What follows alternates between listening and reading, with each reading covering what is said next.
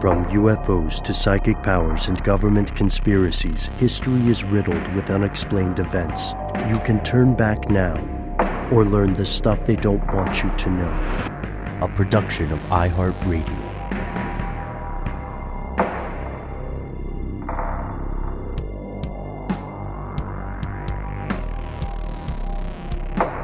Hello, welcome back to the show. My name is Matt. My name is Noel. They call me Ben. We are joined as always with our super producer, Alexis, codename Doc Holliday Jackson. Most importantly, you are here, and that makes this stuff they don't want you to know. This week's listener mail has a little bit of a theme, gentlemen. I propose maybe, Matt, we start with the correspondence you found, and then we go from there, and we'll do like a 3-act structure thing. Oh, most excellent, Bill. Ben. Sorry, Ted. I don't know what I'm saying. Wild Stallions? Yes. This message is an email. It came from Lauren E. Lauren, you know who you are. You said, my husband and I are currently driving through rural Ohio and a billboard caught my eye. Something, radioactive groundwater, something, visit radiumvalley.org. Okay. Well, okay, I thought it's rural Ohio and I can only read so much Wikipedia. First, the website is brilliant. Early internet design being revived. But it piqued my interest in this entire idea of radioactive brine. MIT says it's an interesting supply chain. Scientific American says it's questionable. Either way, I get this visual of our roads glowing green because of it all. Anyway, I've always wanted to find a random thing that might be interesting enough to send to y'all, and maybe this is it. Stay safe, Lauren. Well, thank you so much, Lauren, for writing in, because you know that the three of us, as well as Doc Holliday, and just now, I guarantee you, just now, this is what she did, we all went to radiumvalley.org. And it is a delight. It's beautiful. Yeah. It's for a good cause, guys. You're right. I feel like we have to say that. You're right. The first thing you get is a giant, full-on purple. This site is owned and published by CECA Inc., whatever that is. Then below that, you get a great photoshopped image of thunderstorms and lightning and a nice little quaint wooden sign that's got a pretty noticeable radioactive symbol on it. And it says, "Welcome to Radium Valley, where radioactive waste is good for business and good for you."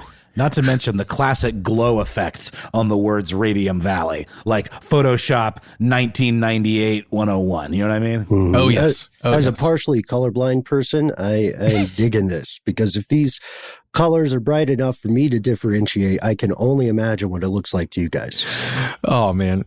Yeah, they're screaming. Mm-hmm. It is an awful thing knowing that I'm getting some like small little extra experience than you when I just look at a photo, Ben. That really does hurt me, and I'm sorry. No, it's great. It's I wouldn't have it any other way. Tried on those colorblind corrective glasses, which was a super cool experience. Nothing to do with radium, I hope. And then I went back. I went back to the way. Yeah, I like it. I like where I'm at. I dig it. I support you. Brine. So brine. Yeah, it says the ABCs of brine. All right, well, let's jump into what else this thing says. It says, stop spreading radioactive brine, B-R-I-N-E, on our roads and land. And then it gives you the ABCs of brine. A, all over the place. Brine is being spread all over Ohio on township roads, county roads, private land, and public land. But after it rains or the snow is melted, it all flows into the wells, springs, ponds, rivers, and aquifers that we all share and use. B, brine is radioactive. Brine is really oil-field waste from gas and oil wells. ODNR tests prove that it contains high levels of radioactive radium. This is true. This is true. C is for cancer. Cancer is caused by high levels of radium. Huh. Or can be caused. Cancer can be. Or radium is one cause of cancer. How about that? Mm-hmm. Yeah. Mm-hmm. And then a nice big old just stop brine. Yep. Sign the petition. Talk to your neighbors. Opinion. Give yours to a politician. Put a sign in your yard. So this is a website that is attempting to give anyone who visits it information about this issue, radioactive brine. And it kind of tells you what it is, a byproduct of the creation of gas and oil, or at least the pulling of those substances from the earth. So let's learn a little bit more about it by going to the EPA. Now, there is a site on the EPA. It is epa.gov/radiation, and then you'll be able to find this from there. It's on TENORM, TENORM, oil and gas production wastes. On this website, it gives you the information that fracking, this new thing that we've talked about many times on this show, where substances are shot into the earth to break up shale, which is a type of stone, type of rock, and other formations of varying chemicals and substances. It breaks that stuff up, and that stuff shoots up through the ground up into an oil pipeline, and then it can be processed from there. Now, there are all kinds of issues with this substance, but let's specifically talk about what this Radium Valley website is about. There are other things that come up within that shale, other materials, other byproducts. Some of them are uranium and its decay products, thorium and its stuff, radium, potassium-40, lead-210, and polonium-210. These are all radioactive substances. They are naturally occurring radionuclides. Okay, radionuclides. For some reason, my brain wanted to change that into something else. That was nucleotides. I remember that from school. Yeah. Not the same thing, I guess? I don't know. We're no scientists here. Nuco buddies. Yes, but these are also referred to as naturally occurring radioactive materials, or NORM. And this is a big problem. So what do you do with that stuff when you've got some of it, even just a little bit of it? Because a little bit of it is a problem. You can't just throw that stuff in, any old landfill. You can't just put it in a lake or a stream. You got to really take care of it. That's radioactive waste, my friends. It sticks around for a long, long time, and it hurts everything that it's near. Well, here's why it's a major problem and why we even know a lot about this. There is a Rolling Stone article published January 21st, 2020. It's written by Justin Noble, and it is titled America's Radioactive Secret. This is a large investigation, a large article. We recommend you take a look if you have the time, and we recommend you take the time to look at it. But it's going to be a chunk of your afternoon or morning or whenever you get to it. If you do look through it, it shows you and explains that this brine that we're talking about, it's really salty water with some other stuff in it. There are 10 gallons of this stuff produced for every 1 gallon of natural gas or petroleum that, the stuff that will become petroleum that comes out of the ground. So 10-to-1 ratio. This stuff, sometimes it's pretty contaminated with radioactive materials. Other times it is redonkulously contaminated.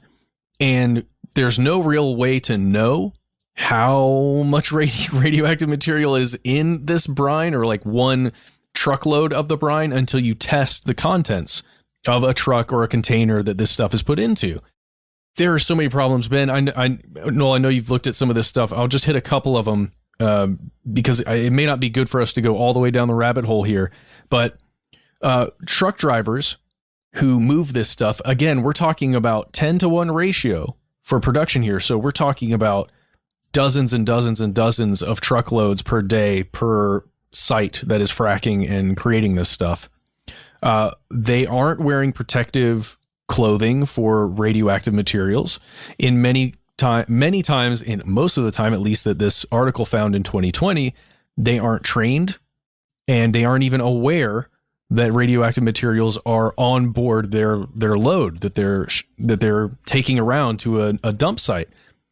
The dump sites where they end up, if they end up at a landfill, many times are not capable of handling radioactive waste. So then that material ends up leaching back into the groundwater, into all other, all kinds of water sources that exist wherever that landfill is. There are even some programs that are using this brine, because remember, it's salty water.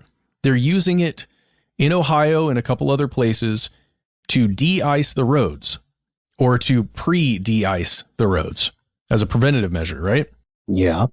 Yeah. There's so many, oh man, you're right. So many issues. So one thing we have to say is, shout out to Science Daily as well. That's cited some research on how this stuff is created. So we want to be very clear.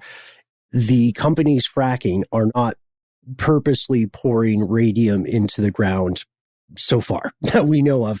When the water and the hydrochloric acid and other acids that they use are injected with sand and interact with this ancient shale, that reaction is where we see these radioactive things being created. The point about informed consent is huge.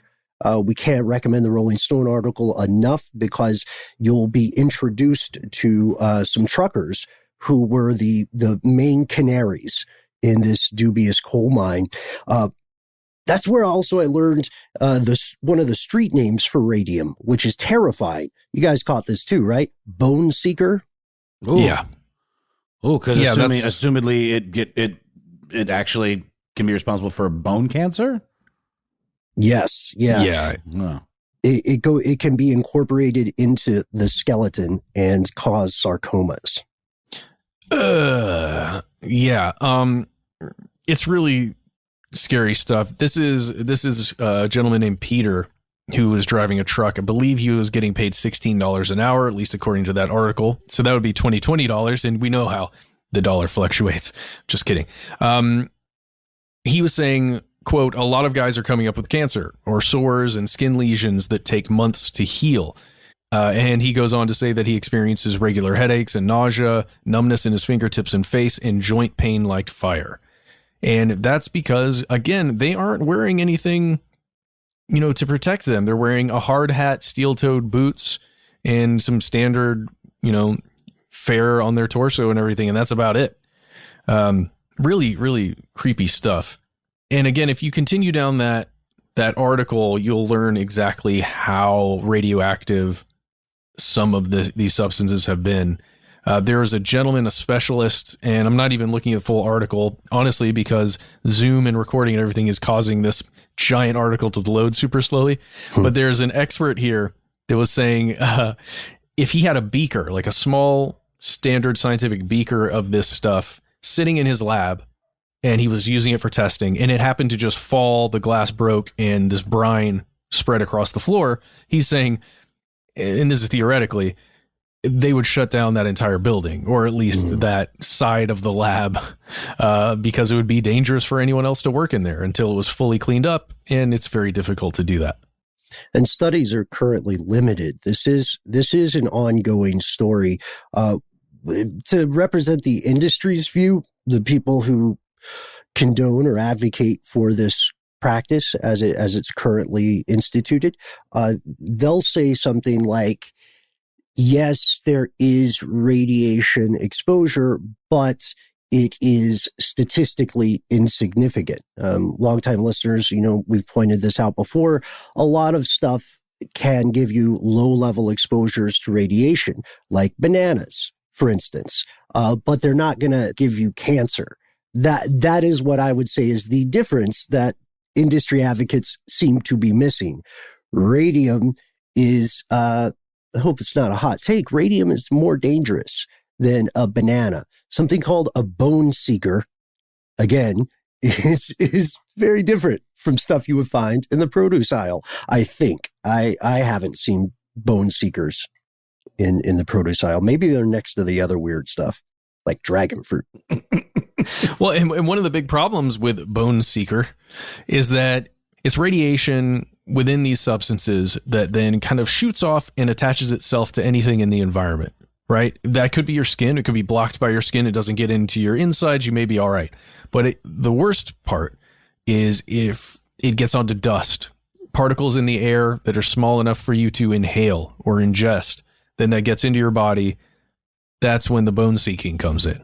And it's really, really dangerous. And if you're just thinking about the thousands of truck drivers and the other specialists who are actively interacting with the substances, taking a giant hose, putting it into a container, opening it up, getting the brine into that other container. Some of it gets off, gets on their hands.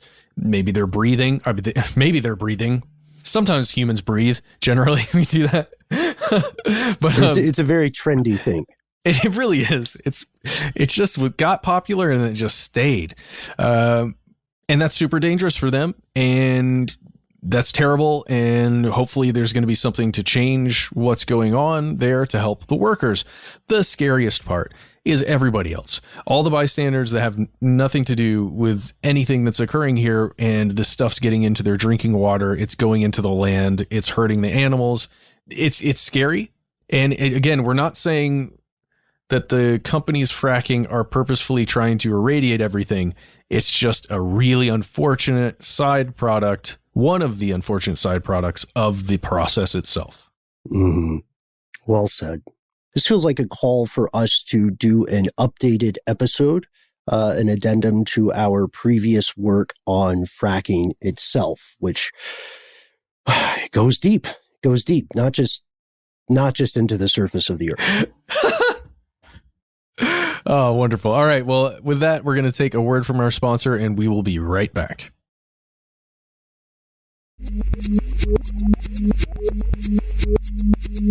And we have returned. Our next piece of correspondence comes from Benson S. Benson wrote an awesome and important letter to us. We'd like to share it with you. Here it goes. Good day, Ben, Matt, and Noel. Longtime listener, first-time writer. Love the show, the variety of topics covered, and the critical yet sensitive nature you present topics in a mature and informative way. I'm an Australian of English descent with family members traced back to the Third Fleet. Yes, they were convicts/criminals. And I've known a little bit about this topic, but not enough to hold a conversation, nor enough to comprehend its impact on Australia's Aboriginal and Torres Strait Islander community. It is a government conspiracy that actually took place with the effects still being felt today, more than 50 years after the fact. I am unsure if this topic is known outside of Australia. Unsure if you've covered or touched on the topic on previous episodes, and I'm certain that more Australians should try to understand the damaging ramifications of these government policies and how they have impacted so many lives and continue to do so today. I'm speaking of Australia's stolen generation. Would be thrilled for you and the team to take a look through the stuff they don't want you to know lens and get your thoughts, or even if this is something that you've come across in the past. I feel the lessons that should have been learned during this time of Australia's dark history could well be taught across the globe to learn from our mistakes and remedy them more so now than ever before. And Benson, you have included a couple of great leads, starting links. One thing that I really appreciate that you did here was you went directly to the official government sites, which will always have a stance on this sort of stuff. How effective is that stance versus how performative? Well, that's a matter of debate. We have not talked about the stolen generation in depth on the show before, but Matt, Noel, I know that as you guys were hearing this letter, you were immediately thinking of some disturbingly similar situations in other countries, often in the Anglosphere as well. Oh, exactly. Yeah. We have talked numerous times on the show about indigenous peoples that were either moved out forcibly or were indoctrinated, or both. Or just, usually it's both. Stricken with plague or something. Right. Like sent to schools, boarding schools. The children are stolen and forced to no longer speak their native language. Usually religious ideology is forced upon them. This has happened in Canada. It's happened in the United States. And this occurred in Australia as well. The victims of this multi-generational practice are known collectively as the stolen generations or the stolen children. It's terrifying because somewhere around the beginning of the 20th century, early 1900s, this practice began, and it continued into, get this, the 1970s. some of our listeners today were alive when this was happening, which is wow. insane. And the high level part of this, the easiest way to explain it is that there were a lot of Aboriginal children that were, in the parlance of the time, described as mixed race. And the government of Australia noticed exactly what you had referenced earlier, Noel, the catastrophic decline of the native population after Europeans arrived. So this is due to a number of factors. Of course, violence on the part of the colonizers' side, and of course, introduction of new diseases, right, which is tremendously dangerous and not necessarily intentional, right? What the government did was they made this assumption. They said, look at how the population is just plummeting. There is no way that this native population will be able to sustain itself. They are doomed to extinction. And so they said, we can take mixed race children away from their families and their communities, and we can train them to, quote, work in white society. And they will grow up and naturally marry white people and be further assimilated. A lot of the phrases that were used in this reasoning are, tremendously offensive today. Sure, folks, I'm sure we're familiar with a lot of these phrases. We don't need to give them airtime. But what happens then? What happens when you steal children? That's the question. And it's the same one that occurred in Canada, same one that occurred in the US. It seems like there are tons of knock-on effects: anxiety, depression, PTSD, suicide rates rise, alcohol abuse, kids are missing school. There are other, stress causes so many other physiological ailments. And this situation got more recognition in a book published in 1981 by an historian professor named Peter Reed. This book, The Stolen Generations, really propagated the story, and I would posit, let a lot of people who felt like maybe they had a limited, terrible experience, it let them know they were not alone, but were in fact victims of a much larger conspiracy. It just blows my mind, you guys. The 1970s. Faulkner was right. History is not over. It certainly is. I mean, it's the same way I felt when I realized that apartheid was in the early 90s. It just, you think stuff like that is relegated to the trash dump of history, but it is much closer than many of us would like to believe. Mm. And in 2008, then Prime Minister Kevin Rudd issued a public apology to the indigenous people of Australia, but that doesn't put the horse back in the barn, as it were. There's a known ongoing problem with what they call under-policing of child welfare in Aboriginal communities. Tons of discrimination, tons of my question here for you guys, it goes back to our earlier episode. Does this count as a form of genocide or an attempt at it?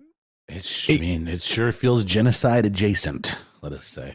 Well, yeah, it's just on a longer scale. I mean, really it is. When you're talking about the intergenerational trauma that gets passed down, how that affects each individual person, and then weakening a community to be able to work together and be successful individually as well as together.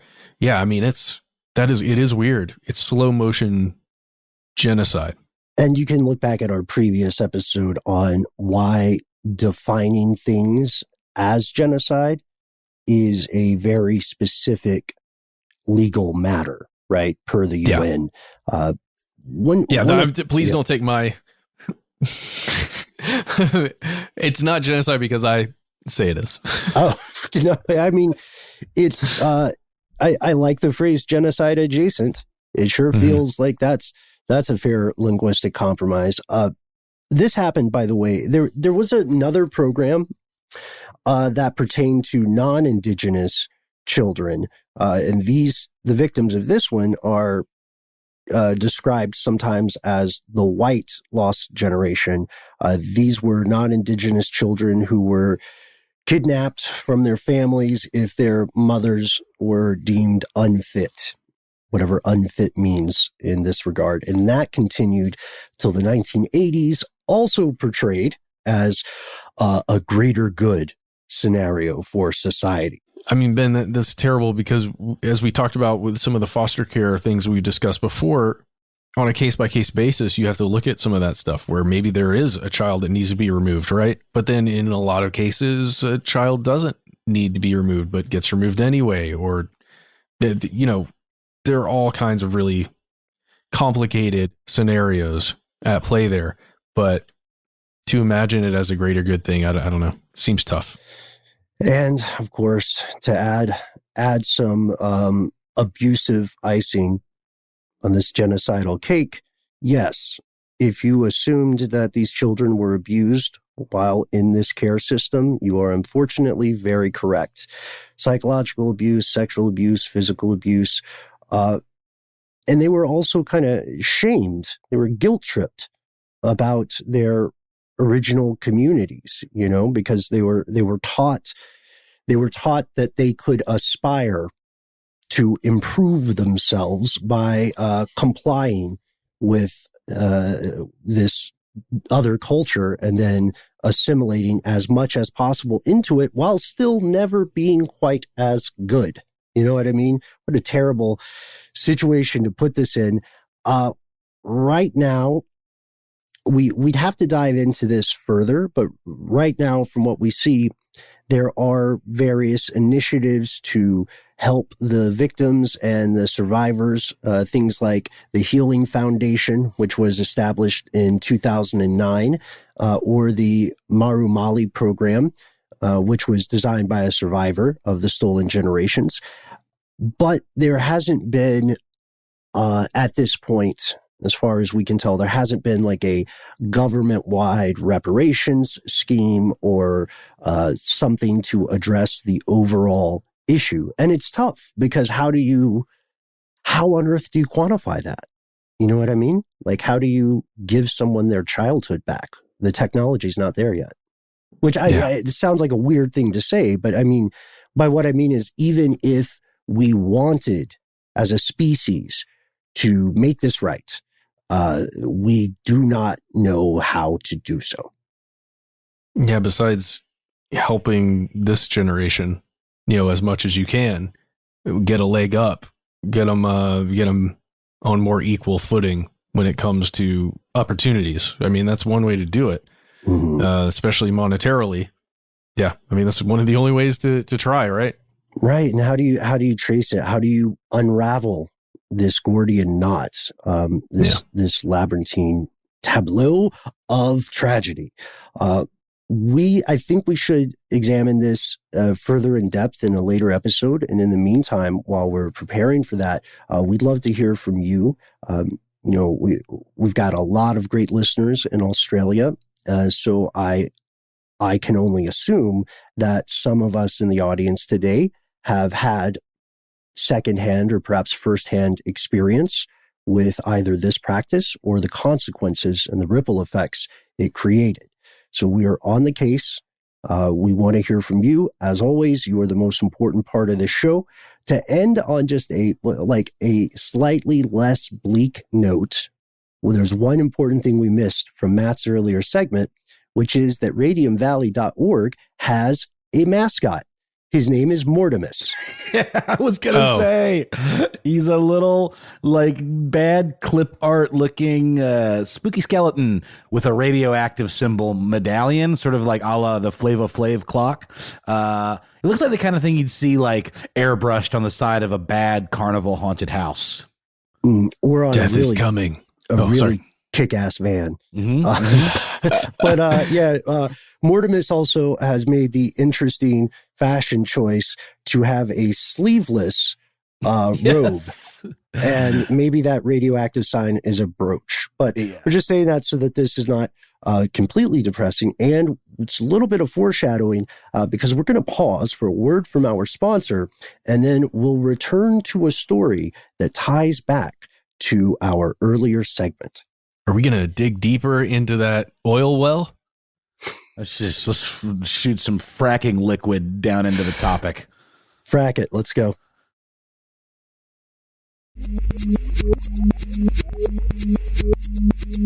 And we're back, following this red thread down a very, very deep and scary, tube-shaped rabbit hole. I'm sorry, I'm trying to keep the fracking and drilling puns going. Not really even puns, just the imagery. But yeah, no, this is interesting. I don't think we've ever done this before, like a fully themed kind of triumvirate. Alas, our compatriot Matthew had to hop for this last segment to have adventures elsewhere. But this really is kind of a nice bow on this whole subject that we've been talking about. Everything from, every side of what this very controversial practice of fracking does. And one of them, it's the kind of thing that like the oil and gas companies would like to think, would like you as the consumer, you as, the average human person, to think is a conspiracy.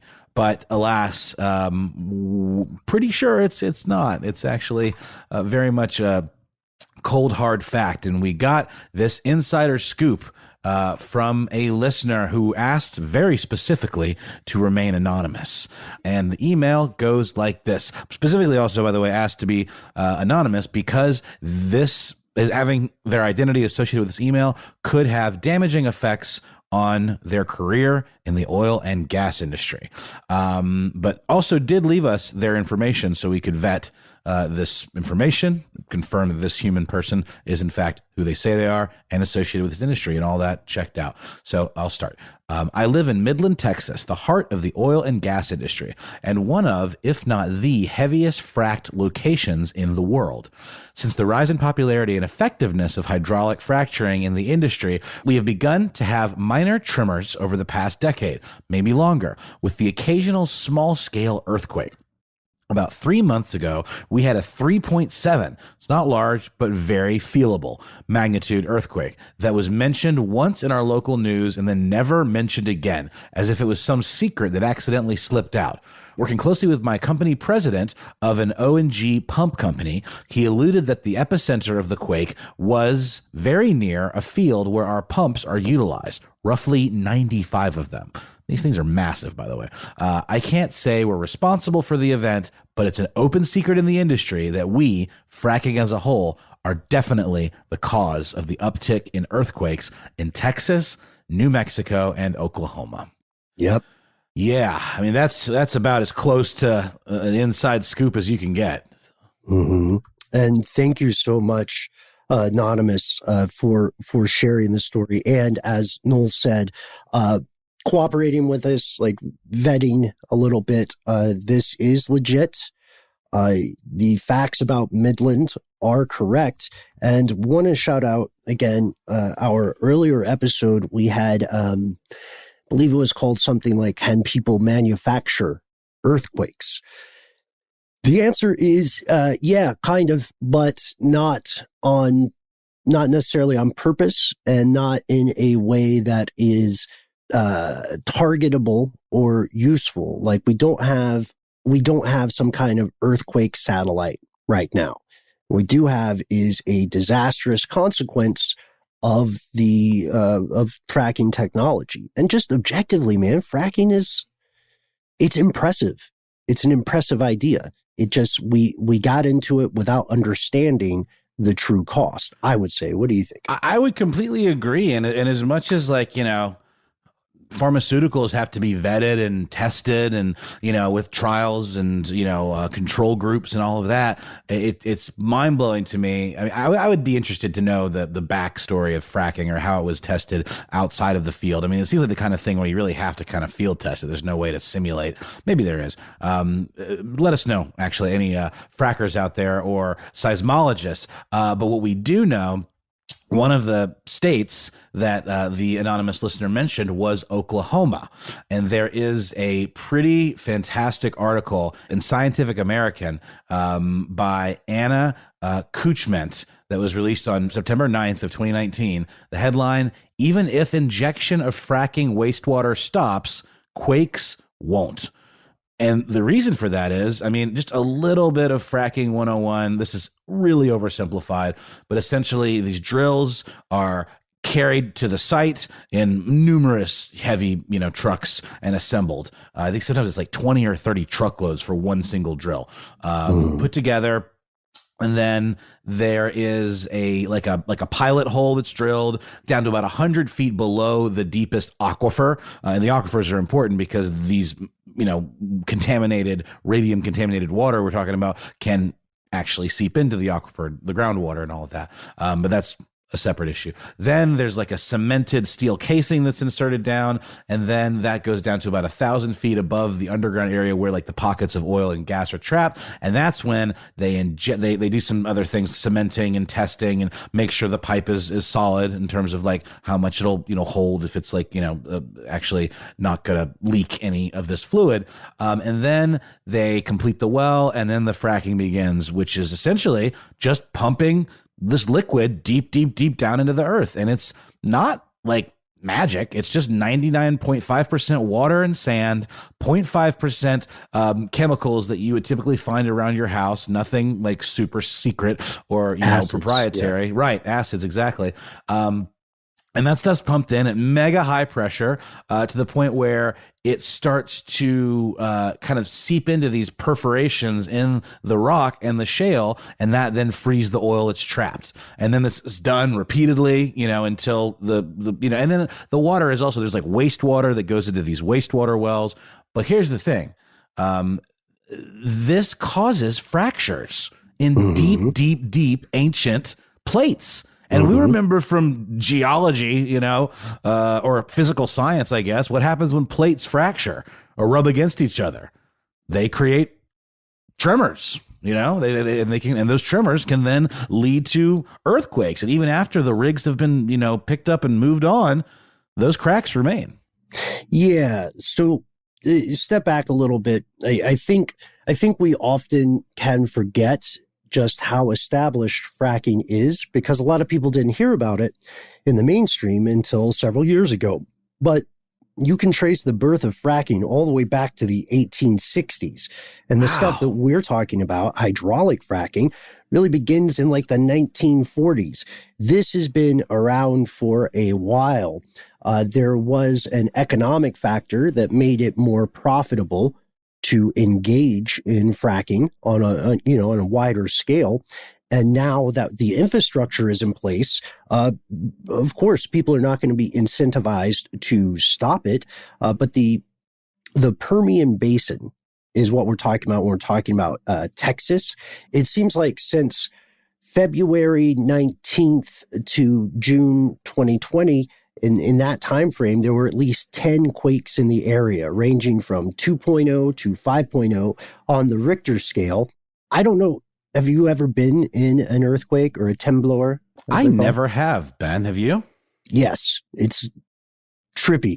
And when it happened, I was in an area that was prone to these smaller quakes. So I looked like by far the most cowardly person in the room. I was having breakfast with a lovely older family, and the kids. There were elderly people, there were kids. There was like one person my age, and I was not having it. I didn't understand how people just everybody just kind of braced and held whatever they were holding. Like they picked up their glasses and the table was shaking a little. And then when it was done, they put their glasses down and then went back to eating. Again, it's so weird how quickly some things can become normal. This is not normal, though. We need to point out most of those quakes that I just mentioned are coming from depths of about 3 miles in the ground or 5 kilometers. So there is something like, to your point, Noel, that's messing with the surface. The industry is careful how they talk about this, and you'll get some conflicting reports depending on who you ask about when you ask about the degree to which fracking can affect or induce earthquakes. But to your point, seismologists and geophysicists all agree that this technology plays a role here. One weird thing, I found a geophysicist, Don Blakeman, from the National Earthquake Information Center, who said it's fairly common for places like West Texas to experience some degree of small earthquakes. In fact, he said, you can find like almost any area of the U.S. can experience small earthquakes. And some of them are so small that you might not notice, you know what I mean? Unless you had a detector of some sort, or you had technology that could alert you to it. So, I have massive respect for the experts who are being careful with the science and they're trying not to be hyperbolic. But man, it looks like there's a pretty solid case, wouldn't you say? Absolutely. I mean, you don't want to get too deep into the where there's smoke, there's fire situation. But I mean, the Scientific American article really makes a great case, in terms of the science behind it, the seismology. In the article, they actually speak to Oklahoma's chief seismologist, Jacob Walter, and the article starts that Jacob Walter likes to remind people that what has transpired in Oklahoma over the past decade is unprecedented in human history. He is Oklahoma's state seismologist, and he is referring specifically to a surge of earthquakes, unprecedented in the history of the state since fracking was introduced. And we're talking about a significant increase in the percentage of high magnitude earthquakes that originate at these depths where this fracking activity is taking place, because according to the seismologist and also a well-known hydrologist that was quoted for this article, this is where the connections happen between these deeper faults that are under more and more stress, and they can release more and more energy from deep down that starts a chain reaction that can lead to these higher magnitude earthquakes.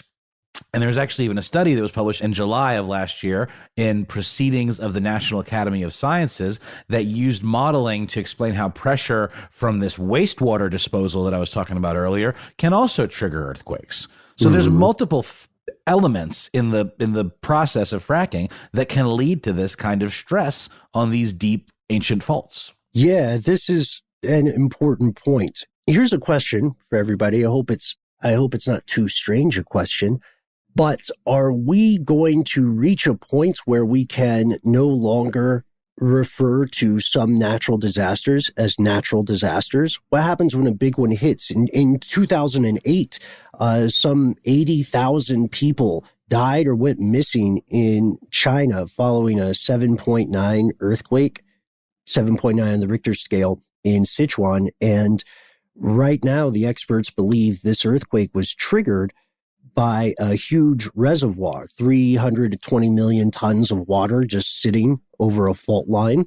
That doesn't feel like some supervillain plan to make an earthquake, but it does feel like we have to acknowledge the human role in this. And fracking, by the way, is a huge industry. No one's really sure about how to continue fracking without running an ever-increasing risk of manufacturing earthquakes. You know what I mean? Like, don't frack around the San Andreas, guys. Right. Just don't do it. Well, it's also become a really divisive political issue because, as progressive as the new administration is, or as left-leaning politicians are in terms of environmentalism and increasing regulation on these types of operations, or especially on things that pollute, fracking is almost considered like off limits because it's such a moneymaker and such a slam dunk to get the job done, that it's almost like even something the left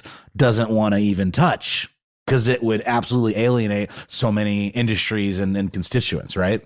Mm-hmm. Yeah, it's true. It can be, we said it in a previous episode, it's messing with the money. With the money. Yeah, yeah. One of the most harshly enforced unwritten laws in the United States. So right now we don't know where this will go, but there there is a solid case that this practice is approaching, a conspiratorial level. We may be in a situation where not too many years from now, leaked documents emerge that prove some of these large corporations were explicitly aware of the dangers of this practice and chased the profit line instead, just like DuPont and Teflon, just like the sugar industry, just like, there are actually too many examples. but what do you think? You think we'll see some new stuff come to light? I do think that. I think it'll take a long time because these are some very protected entities, and also just back briefly to what I was saying, Biden has made a move to limit new oil leases for the time being. He imposed a 60-day suspension and then this week went a step further, ordering a moratorium on new oil and gas leases on federal land and water areas. So he is putting in some restrictions, but his opponents, a big campaign thing, a divisive item or something that was used against him was this idea that he would ban fracking. And that is clearly not going to happen. Right. For better or worse, right? Yeah, you're right. The potential to sustain a massive energy industry is a huge deal. And also, we can't forget that we're talking about human beings who have careers in this industry. We're talking about real people. The problem is we're also talking about real earthquakes. Yeah. I mean, our listener is case in point. This is someone who gets their livelihood from this type of activity, but also clearly feels a little divided on the issue, right? Yeah. I mean, it's a problem that's going to become increasingly widespread in the age of the Anthropocene, which is the fancy name for humans are messing stuff up. This is what history will remember this era as. But we, of course, don't want to be too dystopian about this. We know that there is exciting science in this field. We know that there are some pretty amazing, highly impressive research initiatives into alternative forms of energy. And I hate that the phrase alternative forms of energy got this kind of hippie-esque miasma attached to it. Like when people say alternative forms of energy, they're really talking about super old technology in a new way. Stuff that existed way before we figured out this whole oil fad. You know what I mean? Boats were wind powered, right? It's not a crazy thing to say. Windmills existed. People used the sun and the energy from it for various other things. So I think there's a world where we can not manufacture earthquakes. Yeah, I would love that.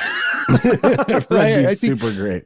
I think we could all get behind the idea that it would be great to not have more earthquakes. I don't think that's super divisive.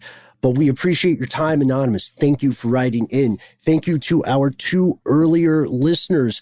We massively appreciate your insight. As always, we want to hear from you. So we try to make ourselves easy to find on the internet. You can hop on over to our Facebook group page. Here's where it gets crazy. Some of the best mods in the business on the officially the best page on Facebook. I think that came straight from Mark Zuckerberg, but I haven't checked his text. And let us know what's on your mind. Let us know if you've experienced earthquakes you feel might be attributable to fracking. Let us know if you have experience with Australia's stolen generation. And let us know if you too have encountered billboards about radioactive brine. If you don't want to hop on the internet, we have a phone number too. We do. You can call us toll free at 1-833-STDWYTK. Leave a message at the sound of Ben's dulcet tones. 3 minutes is the time that you shall have. It is your time and your time alone. Try to make it count.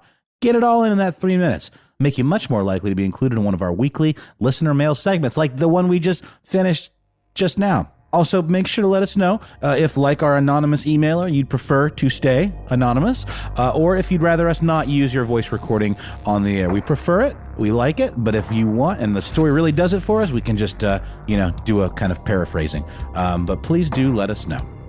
And if none of that quite irradiates your valley, there's one way that you can always get in contact with us. You can send us a good old-fashioned email where we are. conspiracy@iheartradio.com.